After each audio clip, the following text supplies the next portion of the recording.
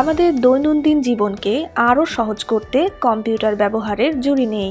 নিত্যদিনের অধিকাংশ জরুরি কাজ করতে ডেস্কটপ বা ল্যাপটপের ব্যবহার হয়ে থাকে সর্বাধিক। তবে ডেস্কটপে টাইপ করার জন্য আলাদা করে কিবোর্ড ব্যবহৃত হয়। আবার ল্যাপটপে থাকে ইনবিল্ট কিবোর্ড, আর সেই কিবোর্ডে থাকে অনেক প্রয়োজনীয় কি, যাদের মধ্যে উল্লেখযোগ্য হলো ইন্টার, শিফট, অল্টার এবং কন্ট্রোল কি। কিন্তু কখনো কি ভেবে দেখেছেন ডেস্কটপ বা ল্যাপটপের কিবোর্ডে কেন দুটো শিফট বাটন থাকে? চলুন তবে জেনে নেওয়া যাক কি সেই বিশেষ কারণ।